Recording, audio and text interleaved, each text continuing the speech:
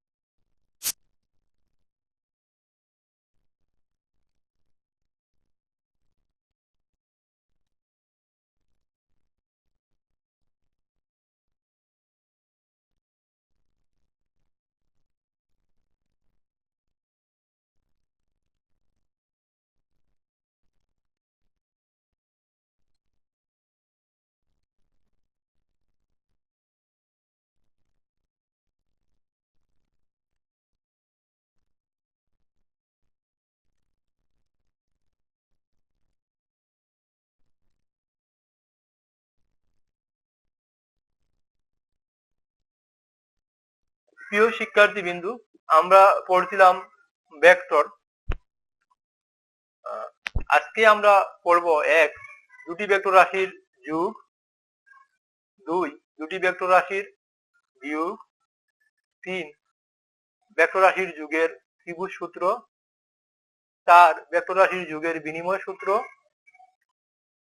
এবং পাঁচ, ভেক্টর রাশির যোগের সামান্তরিক সূত্র; এবং ছয়, ভেক্টর রাশির যোগের বহুভুজ সূত্র। তাহলে আজকের ক্লাস শুরু করা যাক। প্রিয় শিক্ষার্থীবৃন্দু, আমরা ভেক্টরের যোগ শুরু করার আগে যোগের ধারণাটা আমরা একটু স্মরণ করে নেই। আমরা যোগ কখন করতে পারি? যখন দুটি বস্তু একই ধরনের হয়, তখন তাদের মধ্যে আমরা যোগ করতে পারি। যেমন আমরা দুটি বইয়ের সাথে 5টি বই, বা 10টি বইয়ের সাথে 20টি বই, অথবা দুটি চেয়ারের সাথে 3টি চেয়ার, এরকম আমরা যোগ করতে পারি। আমরা কখনো এভাবে পারি না যে একটি বইয়ের সাথে একটি চেয়ার যোগ করলে কত হবে। এগুলো অবাস্তব। তো ভেক্টরের ক্ষেত্রেও একই রকম, যে আমরা যখন ভেক্টর যোগ করতে যাব, তখন ভেক্টর গুলো তো বিভিন্ন ধরনের হয়। যেমন বল একটি ভেক্টর রাশি, আবার ত্বরণ একটি ভেক্টর রাশি, বেগ একটি ভেক্টর রাশি। তো আমরা যোগ করার ক্ষেত্রে আমরা এমন পারবো না যে একটি বলের সাথে আমরা একটি বেগ যোগ করতে পারবো না, বা একটি ত্বরণের সাথে একটি বল যোগ করতে পারবো না। আমাদের যখন যোগ করতে হবে, তখন একই ধরনের ভেক্টর রাশি হওয়া চাই। যেমন আমরা দুটি বলের মধ্যে যোগ করতে পারবো, আবার দুটি বেগের মধ্যেও আমরা যোগ করতে পারবো। তাহলে মোট কথা হচ্ছে যে আমরা যখন যোগ করতে যাব, তখন ব্যক্তি রাশিগুলি একই ধরনের ভেক্টর রাশি হতে হবে। তো ঠিক আছে, আমরা এখন চিত্রের সাহায্যে যোগ দেখি কিভাবে করা যায়। আমরা ধরে নেই যে আমাদের দুটি ভেক্টর রাশি আছে। ভেক্টর রাশিগুলি এরকম যে পি ও কিউ এর মধ্যে একটি ভেক্টর রাশি আছে, যাকে আমরা এ নাম দিতে পারি, এবং অন্য একটি ভেক্টর রাশি আছে আমাদের আর ও এস বিন্দুর মধ্যে, এটির আমরা নাম দিলাম বি। তাহলে এখন আমরা এই দুটি ভেক্টর যোগ দুভাবে করতে পারি। আমরা এর সাথে বি যোগ করতে পারি, অথবা বি এর সাথে এ যোগ করতে পারি। আমরা শুরুতে দেখব এর সাথে কিভাবে বি যোগ করতে পারি। আমরা শুরুতে এর সাথে বি, অর্থাৎ এ প্লাস বি নির্ণয় করার চেষ্টা করব। যদি আমরা এর সাথে বি নির্ণয় করতে চাই, অর্থাৎ যোগ করতে চাই, তাহলে আমাদের কি করতে হবে? আমরা এ ভেক্টরকে যে অবস্থায় আছে, যে অবস্থানে আছে তা স্থির রাখবো, এবং বি ভেক্টরকে এমন ভাবে মুভ করব যেন বি এর পাদবিন্দু এ এর শীর্ষ বিন্দুতে পড়ে। দেখা যাক কিভাবে এটা করা যায়। আমরা বি ভেক্টরটিকে এর পাদবিন্দু বি ভেক্টরের পাদবিন্দুটিকে পিছন দিকে আমরা একই রেখা বরাবর নিয়ে যাব এরকম। তারপর পুরো ভেক্টরকে আমরা এ ভেক্টর বরাবর সামনের দিকে অগ্রসর করব যতক্ষণ পর্যন্ত না তার পাদবিন্দু এ এর শীর্ষবিন্দু কিউতে পড়ে। আমরা ধরে নিলাম যে বি ভেক্টরের নতুন শীর্ষবিন্দু টি। এখন বি ভেক্টরের শীর্ষবিন্দু টি উন্মুক্ত অবস্থায় আছে এবং এ ভেক্টরের পাদবিন্দু পি এটিও উন্মুক্ত অবস্থায় আছে এবং এ ভেক্টরের শীর্ষবিন্দু আর বি ভেক্টরের পাদবিন্দু একই জায়গাতে আছে, অর্থাৎ একই বিন্দুতে আছে। এখন এ ভেক্টরের পাদবিন্দু থেকে অর্থাৎ বি থেকে টি পর্যন্ত আমরা একটা রেখা অঙ্কন করি যদি, তাহলে এটি হবে এ প্লাস বি, অর্থাৎ এ এবং বি এর যোগফল।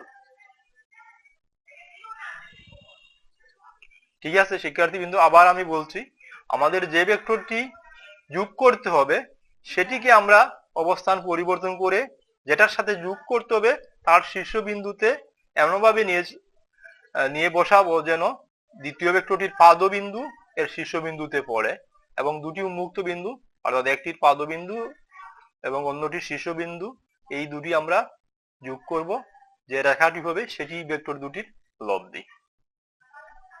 ঠিক আছে, এবার আমরা চেষ্টা করব বি ভেক্টরের সাথে এ ভেক্টর যোগ করতে। এটাও একই পদ্ধতি, শুধু এখানে আমরা কি করব, এবার বি ভেক্টরটিকে স্থির রাখবো, অর্থাৎ আর এস বিন্দুটির অবস্থান একই থাকবে। এখন আমরা এ ভেক্টর টিকে তার দিক পরিবর্তন না করে শুধু অবস্থান পরিবর্তন করব, অর্থাৎ সোজাসুজি এটাকে উপরে তুলে এমনভাবে নিয়ে স্থাপন করব যেন এর কোনো একটা বিন্দু এস বিন্দুতে স্থাপিত হয়। এবার ভেক্টরটিকে সামনের দিকে নিয়ে যাব, আমাদের চিত্র অনুসারে সামনের দিকে নিয়ে যাইতে হইতেছে। যদি এরকম হয় যে এটা কখনো এটার পিছন দিকেও নিয়ে যাইতে হতে পারে, তো আমাদের এখানে সামনের দিকে নিয়ে যাইতে হইতেছে। আমরা এটাকে সামনের দিকে নিয়ে যাব এমন ভাবে যেন তার পাদবিন্দু এর শীর্ষবিন্দুতে পড়ে, ওই আগের পদ্ধতিতেই। এবারও ওই শীর্ষবিন্দুটার নতুন নাম দিলাম আমরা, ধরো টি দিলাম। এবার প্রথম বি ভেক্টর যেটা, এটার পাদবিন্দুটা স্থির ছিল আর বিন্দুতে এবং এ ভেক্টরের শীর্ষবিন্দু নতুন অবস্থান হচ্ছে টি বিন্দুতে। এখন আর টি আমরা যদি যুক্ত করি, অর্থাৎ পাদবিন্দু থেকে উন্মুক্ত পাদবিন্দু থেকে উন্মুক্ত শীর্ষবিন্দু পর্যন্ত যদি আমরা এভাবে যুক্ত করি, তাহলে যে ভেক্টরটি হবে সেই ভেক্টরটি হবে তাদের লব্ধি, অর্থাৎ বি প্লাস এ। ওই পদ্ধতিটা একই, শুধু আমরা যে ভেক্টরটি যোগ করব এই ভেক্টরটিকে আমরা অবস্থান পরিবর্তন করে নিয়ে প্রথম ভেক্টরের উপরে স্থাপন করব।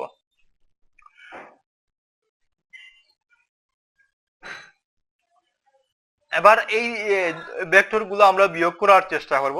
বিয়োগের পদ্ধতিটা আমরা বুঝে নেই প্রথমে।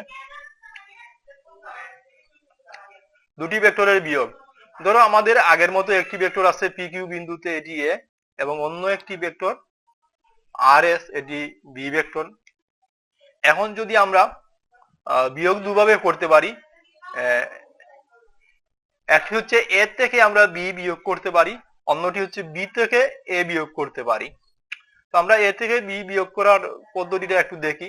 আমরা এভাবে লিখতে পারি যে A minus B is equal to A plus minus B, অর্থাৎ কিনা এ ভেক্টরের সাথে বি ভেক্টরের ঋণাত্মক ভেক্টর যদি আমরা যোগ করি তাহলে আমরা এ মাইনাস বি ভেক্টর পাবো। তাহলে আমরা বি ভেক্টরের ঋণাত্মক ভেক্টরটা আগে বের করি, অর্থাৎ বি ভেক্টরকে যদি আমরা 180 ডিগ্রিতে আমরা যদি ঘুরিয়ে নেই,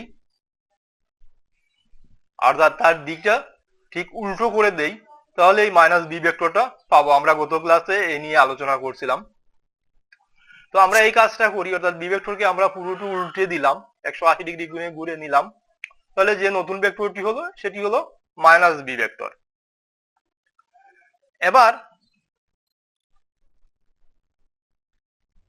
এবার এই মাইনাস এ ভেক্টরের সাথে এই মাইনাস বি ভেক্টরটি আমরা যোগ করব। যোগ করার পদ্ধতিটা ওই আগের মতোই। আমরা কি করব,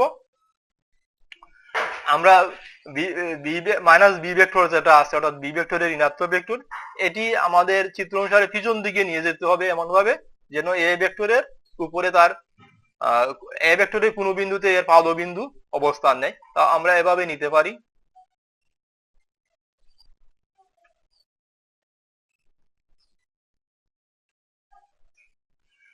এবার এ ভেক্টর বরাবর আমরা বি ভেক্টরকে সামনের মাইনাস বি ভেক্টরকে সামনের দিকে নিয়ে যাব এভাবে যেন তার পাদবিন্দু কিউ বিন্দুতে পড়ে। তারপর আমরা ওই এ ভেক্টরের পাদবিন্দু থেকে মাইনাস বি ভেক্টরের শীর্ষবিন্দু পর্যন্ত যুক্ত করব এভাবে। তাহলে যে ভেক্টরটি হবে সেটি হবে এ প্লাস মাইনাস বি ভেক্টর অর্থাৎ এ মাইনাস বি ভেক্টর।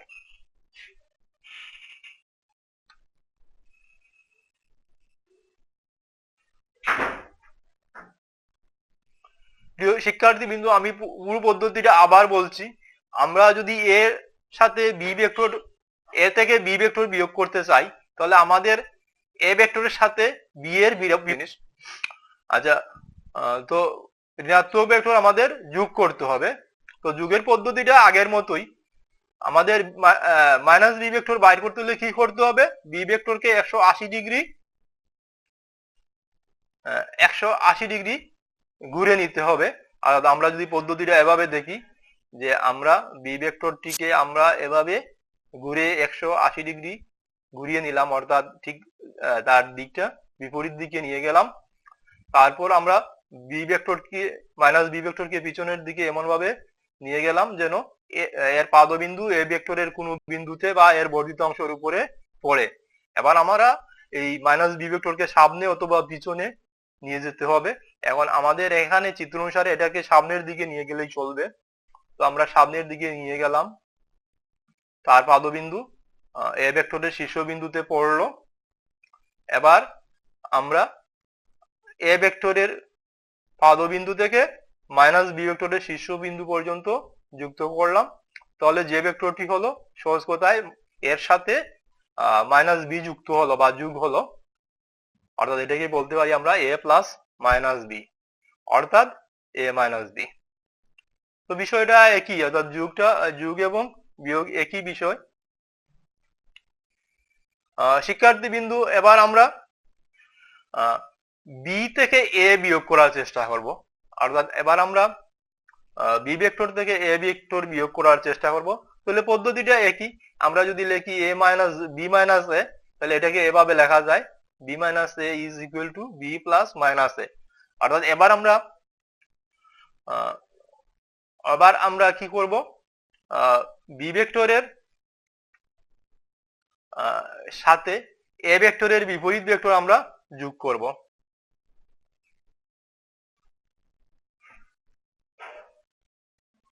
তো যোগ করার পদ্ধতিটা এরকম। এ ভেক্টর যে মাইনাস বি ভেক্টর যেভাবে আছে তাকে আমরা কি করব? উপরে নিচে বা সামনে পিছনে তার দিক ঠিক রেখে আমরা দিক এবং মান ঠিক রেখে আমরা সরাবো। তো এখানে আমাদের নিচের দিকে নিয়ে গেলেই হবে। তাই করতেছি আমরা কি করলাম? এটাকে একটু সামনের দিকে নিয়ে নিচে নামিয়ে দিলাম। একটু দ্রুত হয়ে গেছে। তারপরে বিষয়টা একই। তাহলে কি হলো? আমাদের মাইনাস বি ভেক্টরটার শীর্ষবিন্দু বি ভেক্টরের পাদবিন্দুতে পড়লো। এবার যদি আমরা মাইনাস বি ভেক্টরের শীর্ষবিন্দু পর্যন্ত যুক্ত করি তাহলে যেটি হবে এটি হবে মাইনাস এ প্লাস বি অথবা B plus minus A vector অর্থাৎ বি মাইনাস এ ভেক্টর। প্রিয় শিক্ষার্থী বিন্দু,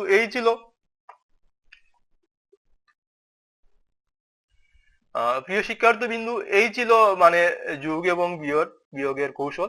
এই পদ্ধতিটা হচ্ছে জ্যামিতিক পদ্ধতি। আমরা এবার ভেক্টর যোগের 3টি সূত্র নিয়ে আলোচনা করব। অর্থাৎ বিয়োগ করার ক্ষেত্রে 3টি সূত্র। এই সূত্রগুলা মোটামুটি একই ধরনের, কিন্তু আমরা একটু আলাদাভাবে তিনটা বুঝতে চেষ্টা করব। প্রথমে আমরা ভেক্টর যুগের ত্রিভুজ সূত্রটি আমরা একটু দেখব। তো আমাদের আগের মতো আমরা মনে করি আমাদের একটি ভেক্টর আছে যেটি এ নাম এবং এর ক্রিয়া বিন্দু হচ্ছে ও এবং এর মধ্যে, সরি ও এবং পি এর মধ্যে। আরেকটি ভেক্টর আমরা এভাবে নিলাম ও এবং কিউ এর মধ্যে, এবং এটিকে নিলাম আমরা, এটির নাম দিলাম বি ভেক্টর। শিক্ষার্থী বিন্দু, আগে আমাদের ভেক্টর দুটি আলাদা আলাদা অবস্থানে আসিল। এইবার আমাদের দুটি ভেক্টরের সাথে একটি আমরা মিল রেখেছি, সেটি হচ্ছে দুটি ভেক্টরের পাদবিন্দু একই জায়গাতে। আসলে একই অবস্থা, যদি ভিন্ন জায়গাতে থাকে আমরা এটাকে সামনে বা পিছনে নিয়ে আমরা পাদবিন্দু একত্র করতে পারবো, এটি কোনো বিষয় না। আমাদের এখানে আলোচনার সুবিধার্থে বা আমাদের বোঝার সুবিধার্থে আমরা এই ধাপটা সামনে নিয়ে আসছি, অর্থাৎ আমরা ধরে নিলাম যে দুটি ভেক্টরের পাদবিন্দু একই জায়গাতে আছে। এবার আমরা এর সাথে বি যদি যোগ করি, অর্থাৎ প্রথম ক্ষেত্রে আমরা এর সাথে বি যোগ করতে চাই, তাহলে যুগের কৌশলটা আগের মতোই, অর্থাৎ বি ভেক্টরকে আমরা সামনে পিছনে বা উপরে নিচে এমন ভাবে সরাবো যেন সেটির পাদবিন্দু এ ভেক্টরের শীর্ষবিন্দুতে পড়ে। এই কাজটি আমরা এভাবে করতে পারি।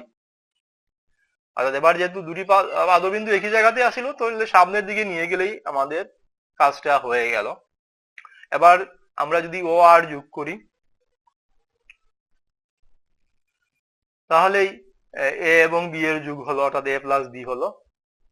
শিক্ষার্থী বিন্দু, এই ছবিটা যদি তোমরা ভালো করে দেখো যে এটি আসলে কি হচ্ছে, এটি একটি ত্রিভুজ অঙ্কিত হলো। আমি ইয়েলো কালার করে দিলাম, ফিল করে দিলাম ইয়েলো।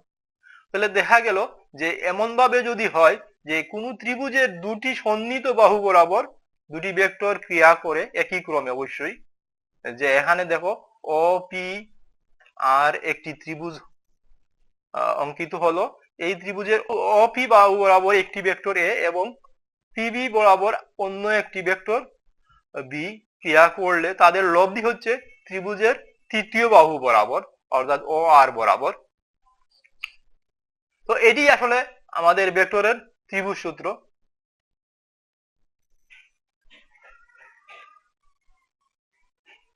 যদি আমরা কথায় লিখি তাহলে ত্রিভুজ সূত্রটা এভাবে লিখতে পারি যে কোন ত্রিভুজের দুটি সন্নিহিত বাহু বরাবর একই ক্রমে একই ধরনের দুটি ভেক্টর ক্রিয়া করলে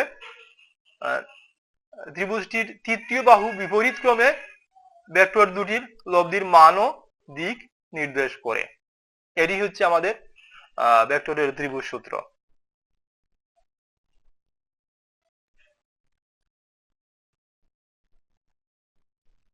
প্রিয় শিক্ষার্থী বিন্দু, এবার যদি আমরা বি ভেক্টরের সাথে এ ভেক্টর যোগ করি,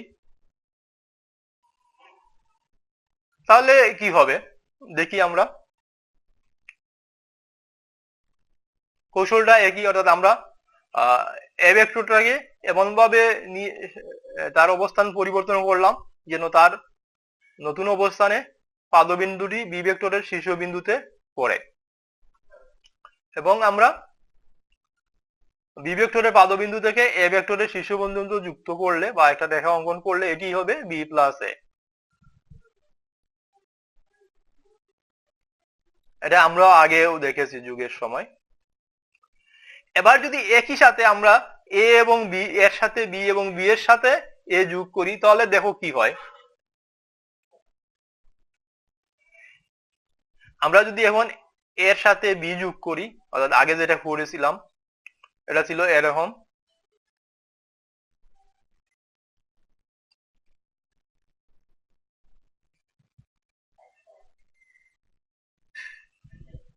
অর্থাৎ এর সাথে আমরা বি যোগ করলে যে ভেক্টরটি পাই, বি এর সাথে এ যোগ করলেও আমরা একই ভেক্টরই পাই।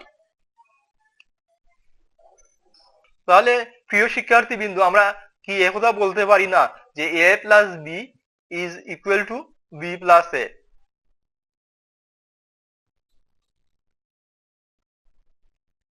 হ্যাঁ, তো এটি হচ্ছে আমাদের ভেক্টর যুগের বিনিময় সূত্র। অর্থাৎ বিনিময় সূত্র দিয়ে আমরা বুঝি যে কোন ভেক্টরের সাথে কোন ভেক্টর যোগ করলাম সেটা বিষয় না, অর্থাৎ আগে কোন ভেক্টর আছে এবং পরে কোন ভেক্টর আছে এটা কোনো বিষয় না। আগে একটি ভেক্টর যে কোনো ভেক্টরটি সামনে এবং পরবর্তী পিছনে যদি রাখি, অর্থাৎ দেখি ক্রমের আগে কোন ভেক্টরটি আছে আর পিছনে কোন ভেক্টর আছে, এতে যোগফলের কোনো পরিবর্তন হয় না। এটি আসলে ভেক্টর যুগের বিনিময় সূত্র। এবার আমরা দেখব ভেক্টর যুগের সামান্তরিক সূত্র। প্রিয় শিক্ষার্থীবৃন্দ, আমাদের দুটি ভেক্টর যোগ করাতে দেখো যে যোগফলটা হলো, সেই চিত্রের যদি আমরা একটি সামান্তরিক বিবেচনা করতে পারি, কারণ আমাদের ভেক্টরগুলি বিপরীত দিকে আছে, অর্থাৎ এ নিচে এবং এ উপরে, তাহলে এই দুইটি ভেক্টর একই ভেক্টর, অর্থাৎ এই দুইটি ভেক্টরের দিক একই, মান একই, অর্থাৎ দৈর্ঘ্য সমান, তাদের মানও একই, তাহলে এই ভেক্টর দুটি সমান এবং সমান্তরাল। আবার এ ভেক্টরটি বি ভেক্টরটি ডান পাশে এবং বাম পাশে আছে, কাজেই তাদের মানও সমান, দিকও সমান, কাজেই এই দুটি ভেক্টরই সমান্তরাল। তাহলে এরকম আমরা জানি যে দুটি যে আয়তত্রিভুজটির বিপরীত বাহু সমান ও সমান্তরাল থাকে, তাকে আমরা সামান্তরিক বলি। তাহলে এবার দেখো এই সামান্তরিক যদি আমরা বিবেচনা করি, অর্থাৎ ও পি আর কিউ সামান্তরিক বিবেচনা করি, তাহলে দেখো এই সামান্তরিকের অপি বাহু বরাবর একটি ভেক্টর এ এবং ও কিউ বাহু বরাবর অন্য একটি ভেক্টর বি ক্রিয়া করছে, আর এই ক্রিয়ার ফলে যে লব্ধি ভেক্টরটা ক্রিয়া করে সেটি হচ্ছে ও আর। অর্থাৎ কোন সামান্তরিকের দুটি সন্নিহিত বাহু বরাবর যদি একই সাথে একই ধরনের দুটি ভেক্টর ক্রিয়া করে, তাহলে ওই সামান্তরিকের ওই কৌণিক বিন্দু থেকে অঙ্কিত কর্ণই ভেক্টর দুটির লব্ধির মান ও দিক নির্দেশ করে। এটিকেই আমরা ভেক্টরের সামান্তরিক সূত্র বলি। তো ভেক্টরের সামান্তরিক সূত্রটি আমরা যদি লিখি, তাহলে এভাবে লিখতে পারি, যদি একটি সামান্তরিকের কোনো কৌণিক বিন্দু থেকে অঙ্কিত দুটি সন্নিহিত বাহু দ্বারা কোনো কোণার উপর একই সময়ে ক্রিয়াশীল একই জাতীয় দুটি ভেক্টরের মান ও দিক নির্দেশ করা যায়, তাহলে ওই কৌণিক বিন্দু থেকে অঙ্কিত সামান্তরিকের কর্ণটি ভেক্টর দুটির লব্ধির মান ও দিক নির্দেশ করে। এটি হচ্ছে আমাদের ভেক্টরের সামান্তরিক সূত্র। আমরা ভেক্টরের সামান্তরিকের সূত্রের আরো বিস্তারিত পরে পড়ব। তো আজকে সামান্তরিক সূত্র এই পর্যন্তই। এরপরে ভেক্টর যুগের অন্য আরেকটি সূত্র আমরা দেখি, এটা হচ্ছে ভেক্টর যুগের বহুভুজ সূত্র। প্রিয় শিক্ষার্থীবৃন্দ, আমাদের যদি দুই বা দুইয়ের অধিক ভেক্টর যোগ করতে হয়, তাহলে আমরা আসলে ভেক্টরের বহুভুজ সূত্রের আশ্রয় নেই। তো ভেক্টরের বহুভুজ সূত্রটি এরকম, যদি অনেকগুলি ভেক্টর পরপর এমনভাবে ক্রিয়া করে যেন একটির প্রাদবিন্দু অন্যটির শীর্ষবিন্দুতে অবস্থান নেয়। আমরা এটা ছবি দেখি, ধরো আমাদের অপি একটি ভেক্টর আছে, এর নাম আমরা দিতে পারি এ, পি বিন্দুতে আরো একটি ভেক্টরের প্রাদবিন্দু, এটাকে আমরা বলতে পারি বি ভেক্টর। তাহলে এই দুটি ভেক্টরের যোগফল হবে ও কিউ।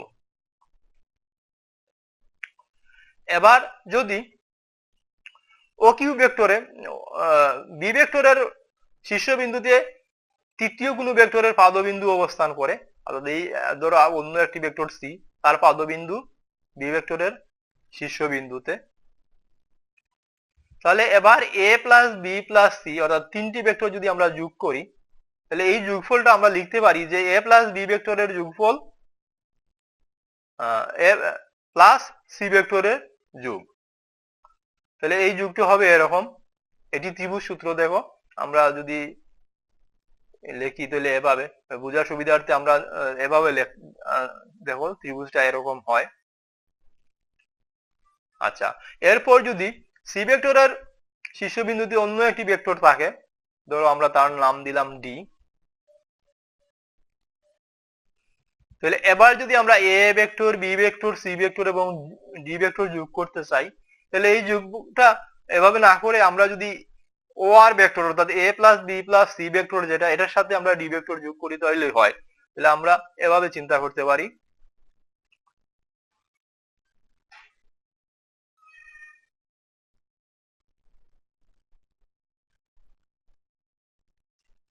এবার যদি আমরা এই চারটি ভেক্টরের সাথে অন্য একটি পঞ্চম ভেক্টর যেটি আমরা বলছি যদি যোগ করতে চাই, তাহলে যোগফলটা এরকম হবে। তো এটি আসলে ভেক্টর যোগের বহুভুজ সূত্র। আমরা এই বহুভুজ সূত্রটি কোথায় যদি লিখিত এভাবে লিখতে চাই, অনেকগুলো ভেক্টর যোগ করতে হলে প্রথমে যে কোনো একটি ভেক্টরের নিতে হবে, তারপর ক্রমান্বয়ে অন্য ভেক্টরগুলোকে এমন ভাবে স্থাপন করতে হবে যাতে করে একটি ভেক্টরের শীর্ষবিন্দু অপর অন্য ভেক্টরের পাদবিন্দুতে অবস্থান করে। এরপর প্রথম ভেক্টরের পাদবিন্দু এবং শেষ ভেক্টরের শীর্ষবিন্দু যোগ করলে যে সরলরেখাটি পাওয়া যায় তার দৈর্ঘ্য ভেক্টরগুলির লব্ধির মান নির্দেশ করে এবং লব্ধির দিক হবে প্রথম ভেক্টরের পাদবিন্দু থেকে শেষ ভেক্টরের শীর্ষবিন্দুর দিকে। শিক্ষার্থীবৃন্দু, আমরা এতক্ষণ ত্রিভুজ সূত্র দেখছিলাম। তোমরা একটা ব্যাপার খেয়াল করো যে যদি ত্রিভুজের তিনটি বাহু বরাবর তিনটি ভেক্টর একই ক্রমে আমরা নেই, তাহলে এই ভেক্টর তিনটির যোগফল 0 হবে। কারণ তৃতীয় বাহু বরাবর তোমরা যে ভেক্টরটা দেখছো এটি যদি আমরা দিক বদল করে দেই, অর্থাৎ ঠিক উল্টো করে দেই, তাহলে এটি হবে তার তৃতীয় বাহুর বিপরীত ভেক্টর। আমরা যেটা আমরা তো যদি বিপরীত ভেক্টর হয় তাহলে তার চিহ্নটা চেঞ্জ হবে, অর্থাৎ এটা মাইনাস ভেক্টর হয়ে যাবে। তখন এটা পক্ষান্তর করলে এটা প্লাস হয়ে যাবে। অর্থাৎ যদি আমরা এরকম করি যে a plus B plus C, a plus B vector সমান যদি সি ভেক্টর হয়, তাহলে সি ভেক্টরের বিপরীতে এমন একটা ভেক্টর পাওয়া যাবে যেটা ডি ভেক্টর। অর্থাৎ মাইনাস সি সমান যদি আমরা ডি ধরি বা ডি সমান যদি মাইনাস সি ধরি, তাহলে এগুলো একই সাথে একই পাশে নিয়ে গেলে এটি কি হবে, সবগুলি ধনাত্মক হবে। এটা আমরা বহুভুজ সূত্র থেকেও পাই। যদি শেষ বাহুটি অবস্থান চেঞ্জ করে এটা যদি মূল বিন্দুতে চলে আসে বা প্রথম ভেক্টরের পাদবিন্দুতে চলে আসে, তাহলে এই যোগফলটা কি হবে, ভেক্টর সবগুলোর যোগফল 0 হবে। তো মোট কথা, একটি ত্রিভুজের যদি তিন বাহু বরাবর তিনটি ভেক্টর একই ক্রমে হয় তাহলে তাদের যোগফল হবে 0। অর্থাৎ যদি একটি ত্রিভুজের তিন বাহু বরাবর যদি আমরা তিনটি ভেক্টর ধরি a, p এবং c, তাহলে a plus b plus c হবে ইজ ইকুয়াল টু হবে 0। প্রিয় শিক্ষার্থী বিন্দু, আজকে তাহলে এই পর্যন্ত, আজকে ক্লাস এই পর্যন্ত ছিল। আশা করি তোমরা পরবর্তী ক্লাস দেখবা। ধন্যবাদ।